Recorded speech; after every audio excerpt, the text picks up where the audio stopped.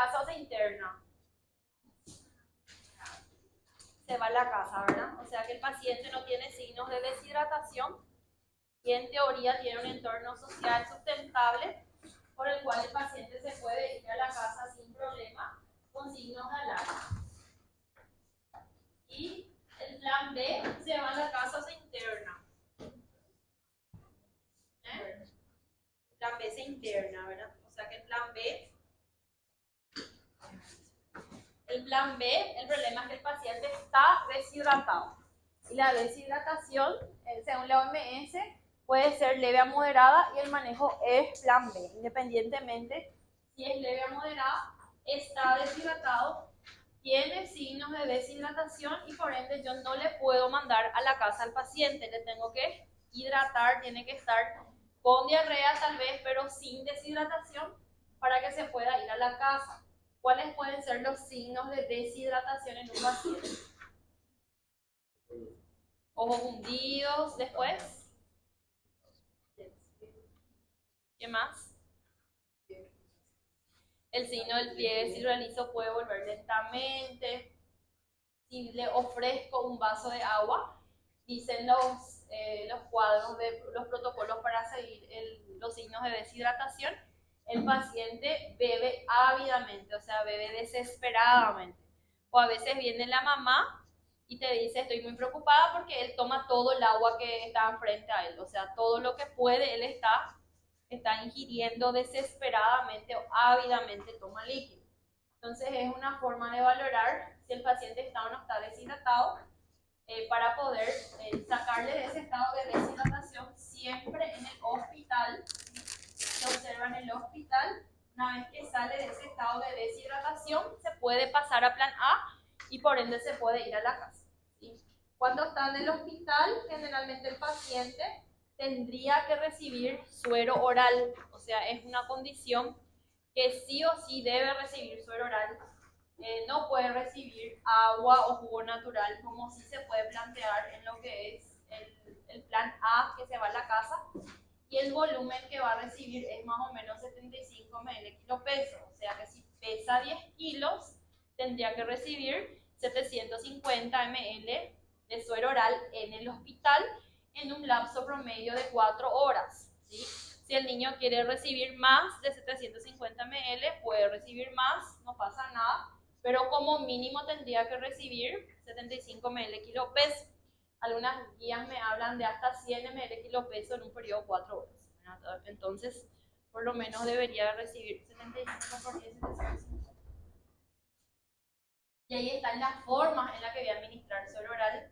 Cuanto más frío es mi suero, porque saben que el gusto del suero oral no es tan agradable, hace más posible la tolerancia. Entonces generalmente se le da a la mamá una botellita de agua de medio litro y se va ella ofreciéndole al niño, dependiendo de la edad, ya sea con jeringa, con vasito, con cuchara, como sea, y se va anotando en una hoja cuánto más o menos el niño tomó. Si es 500 ml, el de medio litro, la botellita, si le ofreces eso, una botellita y media más o menos sería 750.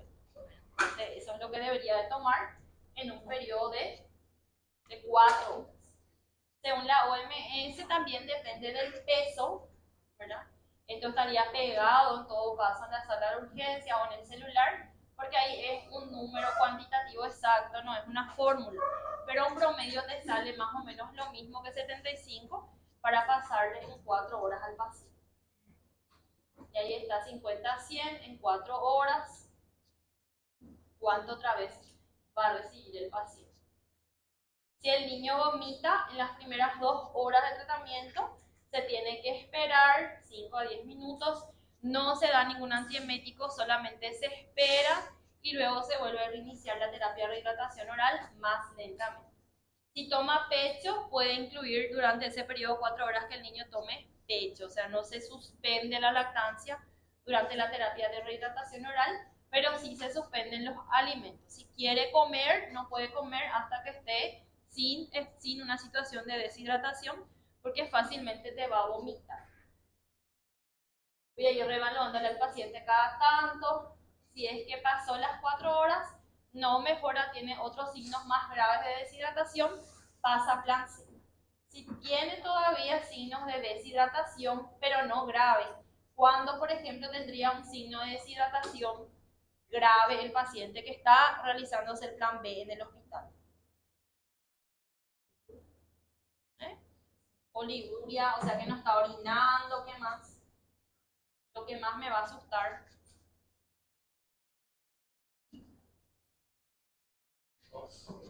Entra en una situación de shock con que está tomando y vomita varias veces, 3, 4 veces después. ¿Cuándo va a empeorar mi plan B? Si tiene alteración del estado de conciencia. Entonces el paciente no puede beber, ahí sí me va a preocupar. Voy a tener que pasar directamente en un plan C. Bueno, y esto también es muy importante. Los mayores de 6 meses que ya reciben alimentos, antes de ir a la casa, se recomienda que consuma algún alimento en el hospital, valorar tolerancia para poder mandarlo. Que, por ejemplo, si están en el hospital, le pueden sugerir a los padres que traigan para que consuman niño. ¿Qué puede ser? Ya tomó todos sus 750, tiene 10 kilos, tiene 10 meses, él ya suele comer, ya toleró durante 4 horas su suero oral, le quiero mandar a la casa, tiene forma de volver a su control 48 horas después, que por ejemplo puede consumir antes de irse a la casa, en el hospital. Ahora son las 4:20 y ya a las 12 él empezó su tolerancia. Tiene re hambre el niño. Puede ser una fruta, puede ser manzana, puede ser pera, ¿qué más?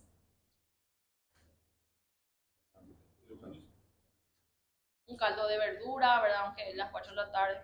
Puede ser, por ejemplo, arroz, un caldito de arroz blanco. Puede ser, no, solo si toma pecho, ¿verdad? Pero leche entera no. Puede ser una galletita de agua y sal, ¿verdad? Entonces, algún alimento que le apetezca al niño consumir, de repente un bifecito a la plancha, si no almorzó, desde las 12 está ahí, puede consumir sin problema la carne. Entonces se le explica a la mamá cómo le va a dar el suero, verificar si hay problemas, eso si está en la casa, o sea, si está en el hospital. Plan A, si no hay deshidratación, va a la casa. Plan B, si todavía hay deshidratación clínica, se puede volver a repetir el plan B, pero siempre y cuando no tenga un signo grave de deshidratación, para pasar un plan al lo que sería plan C.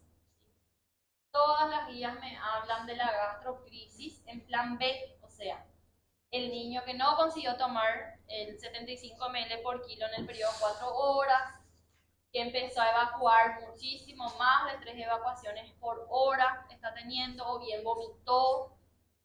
Todas las guías hablan mucho de la gastrocrisis, o sea, el administrar al niño una sonda nasogástrica para hacerle un goteo por Volutrol del suero oral. O sea que en vez de ponerle una vía periférica, se le pone una sonda nasogástrica para que empiece a recibir directamente el estómago ese suero.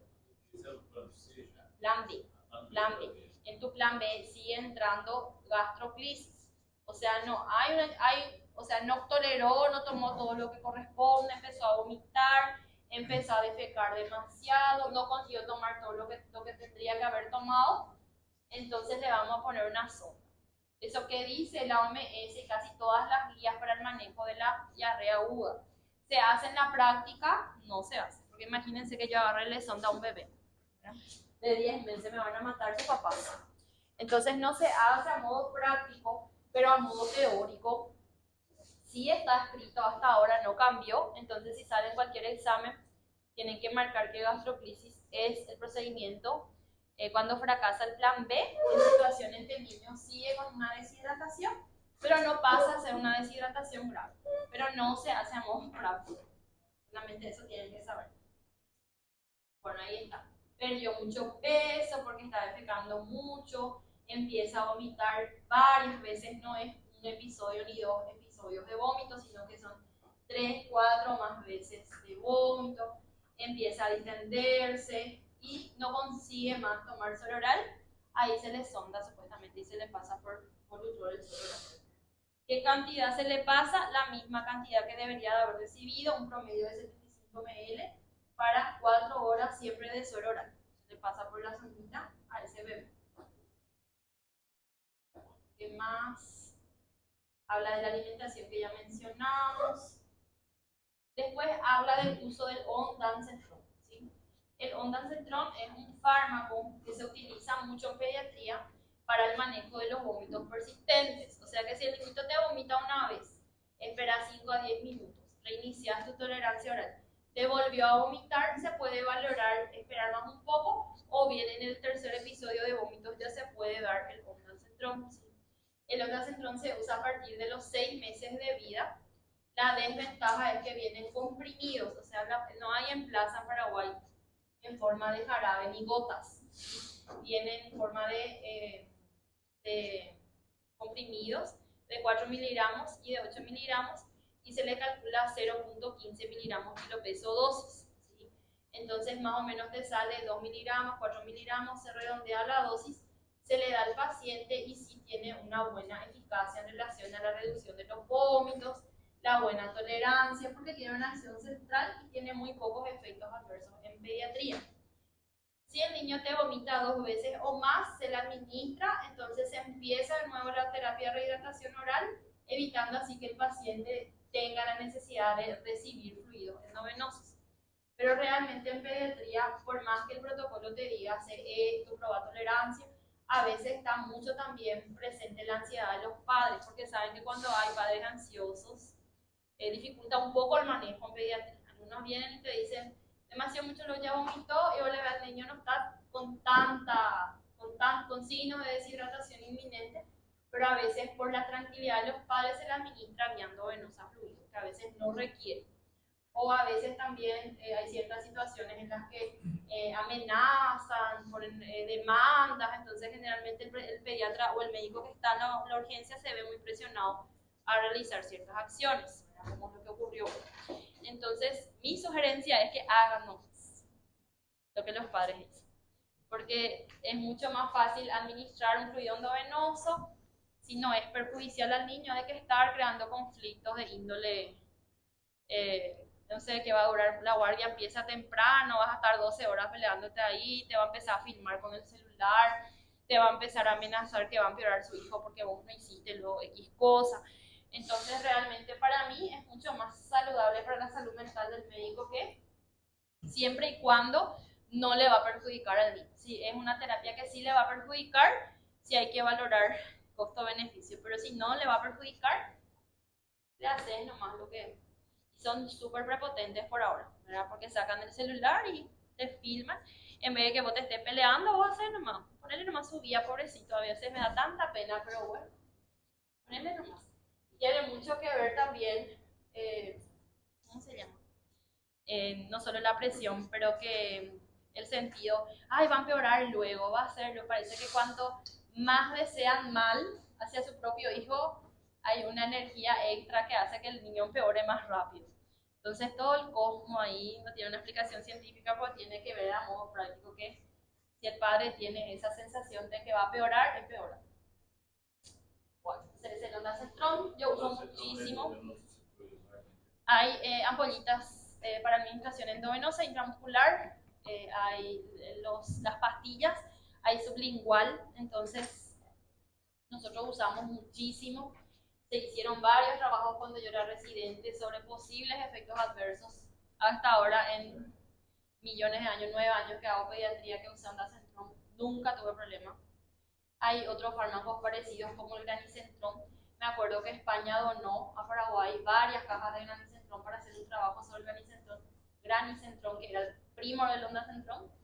Y era súper espectacular porque era chiquitito, entonces el niño ponía sublingual bajo la lengua y súper bien toleraba.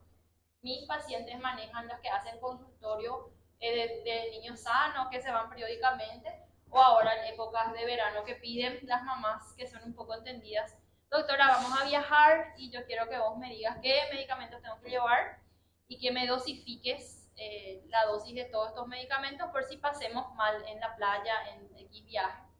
Entonces le peso y le digo todo lo que tiene que hacer. Entonces son las madres superintendidas, se van, no pasa nada. Generalmente tiene muy buena respuesta el ondansetron, o sea que se usa bastante. Bueno, mejoró el niño con deshidratación. Después de 1 hora toleró sus alimentos, yo ya le puedo mandar a la casa. ¿Qué es lo que no va tanto a modo práctico con el plan B? Que para que yo realice plan B, el niño tiene que estar en el hospital por 4 horas tomando una terapia de rehidratación oral. Imagínense el tiempo para un médico de urgencia en modo público, haciéndole una prueba de tolerancia a un lactante, el espacio físico en el cual donde va a estar esperando, tomando eso, y alguien que va a estar anotando si realmente tomó o no tomó lo que debería de tomar en esas 4 horas. Entonces, esa es la desventaja del plan B. Que la mamá va a estar ansiosa, que por qué lo que ella hace esto, yo le traje para que le ponga que se hidrate a modo endovenoso. Entonces realmente el plan B es muy lindo en la teoría, pero a modo práctico generalmente no se aplica ni en la red privada. Generalmente se le hidrata la misma cantidad, 75 ml kilo peso, yo le paso en 2 horas y media, 3 horas, valoro tolerancia y después le puedo mandar o no, dependiendo también mucho de la situación de los padres con el paciente, ¿verdad? Entonces necesitas personal y necesitas espacio físico. Ese espacio físico tendría que ser una sala aparte, aislada, porque no puede estar un niño con neumonía con un niño que tiene diarrea. Entonces tiene que estar aislado, tranquilo, con una enfermera que está cerca o con un médico que esté cerca y le esté controlando periódicamente si está realmente tomando lo que debería de tomar, si no vomitó, si no empeoró en el transcurso de las horas. Entonces realmente es difícil. Cuando nosotros estábamos en un hospital mayor, había una sala como esta, la mitad, sala blanca de la urgencia, donde se hace todo lo que es rehidratación oral, terapias de rescate en caso de asma, evaluación prequirúrgica en casos de sospecha de apendicitis, que tiene que venir el cirujano. Entonces estaba todo distribuido en los pacientes. Y ahí venía yo y le abría su escala de Gorelick, ingresó con un Gorelick 5. Bueno, plan A, y ahí está la enfermera que te ayuda, que le prepara a la mamá, le da la botellita, medio litro, y ahí le da la jeringa, todo así mágico. Le da la jeringa y la residente anota. Gorelick 4. ¿Cuánto tomó ahora mami? Y tomó 7 jeringas, 7 por 10, 70 ml ya tomó, y anotás vos y vas sumando. O sea que era real, pero era un trabajo horrible porque cuando hay una gastroenteritis, hay varias gastroenteritis, son varios niños con varias horas diferentes de ingreso, y vos con tu ficha ya anotando, ¿verdad? Mejoró su Gorelick. Era horrible, nosotros no queríamos estar hablando. Era horrible estar ahí. Vomitó, vení con tu granicentrón en la época, ¿verdad? Que donó España, y le pones y ahí le haces tolerancia. Era lo último a hacerle bien. Era más o menos, se está muriendo y ahí le hidratas. Era realmente como dicen los planes de la OMS. Pero acá no se aplica por eso. O sea que falta una jefa así que le tengan re miedo y que todo funcione así, que fluya súper bien. Es complicado. Y espacio físico. O sea, sin 2 horas. 4. Pero acá. No, acá con las pandillas sí, rápido. Ni en 2 horas, que pido 2 horas, no se van, no hay espacio para dejar de... Sí, la expandía y en media hora valora si el paciente tiene o no tiene riesgo de hacer una insuficiencia cardíaca, si no es desnutrido no le podés pasar rápido. Pero generalmente los que van a la urgencia son, la gran mayoría, niños no cuidados. No son niños que van al consultorio. Los que van a consultorio, los que hacían consultorio conmigo, saben que tiene su cuaderno ordenado, se le hace todo su ecocardio, si es que amerita, ecoencéfalo, sabe si tiene una patología de base, si es que está en riesgo de desnutrición, ya está ingresado en un programa para recibir leche, va mejorando su peso. Pero los que vienen y se le tiran a urgencia son niños generalmente que no son estudiados, no sabe si tienen algún tipo de cardiopatía o no, a veces son desnutridos.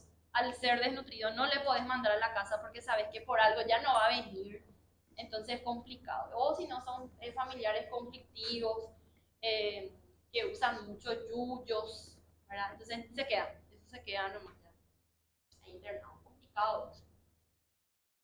Bueno, entonces tolero alimentos, tuvo diarrea, pero no tantas veces, no bajó de peso entre el momento en que ingresó, eso también otra cosa. Se le pesa que tiene diarrea hoy y con el peso de ese día se le va controlando.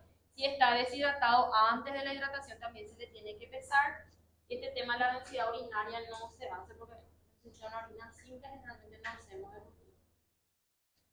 Plan C es cuando fracasó mi plan B y el niño ya tiene una alteración de conciencia, más bien ya está letárgico, está inconsciente y todos los signos de deshidratación en el caso clínico se vuelven peores. Signo del pliegue vuelve muy lentamente, ojos muy hundidos, no orina, quiere beber pero no logra tomar el vaso, le llamas por su nombre, no te mira, tiene un gasto fecal aumentado. Todo está peor en el niño para iniciarse el plan C, falla mi plan B tal vez, o bien ya llega en una situación de deshidratación grave. Puede ser que falló tu plan B, o como la gran mayoría de las veces ocurre, ya llega con un estado de deshidratación grave. Y ahí se valora más o menos la solución y el volumen de líquido que se le va a pasar. Depende mucho de la edad del paciente. Según la OMS es más práctica. En el menor de 1 año a ambos se le pasa 100 ml kilo peso en un periodo determinado de tiempo. Pero en el menor de 1 año se le pasa 30 ml kilo peso en 1 hora y 70 ml kilo peso en 5 horas. En total tenemos un periodo de resucitación de 6 horas de ese paciente con deshidratación grave. Y en el otro, que tiene más de 1 año, también le pasa 100 ml kilo peso, pero tarda solamente 3 horas, o sea, la mitad de las horas para el niño mayor de 1 año, porque se supone que tiene ya una mayor competencia a nivel cardíaco para que su volemia vuelva a estar no deshidratada o sacarle ese estado de deshidratación grave. Entonces, más o menos eso es mi plan C. Puede usar Ringer lactato, puede usarse suero fisiológico. Pero ahí depende mucho del paciente, cómo llegó en ese momento, en qué estado, qué nivel de conciencia tiene. Generalmente ya se valora el manejo de un shock hipovolémico, por ejemplo. Ahí cabe atallar el uso de inotrópicos, o sea, es otra forma de encarar. Esto es muy básico. Según la OMS, no sé cómo la doctora les dio, creo que les dio mantenimiento, más 1.5. En fin, según la OMS sigue siendo tampoco se usa mucho a nivel práctico, se le hace como un manejo de shock hipovolémico, pero les puse para que sepan, ¿verdad? No se va de alta enseguida, se le va valorando cada media hora, se valora los signos vitales, si está con hipotensión o no. Si el niño está con hipotensión ya es un inminente shock hipovolémico, se le maneja diferente, se le manda 10 a 20 ml por kilo, dependiendo si pesa menos de 10 kilos.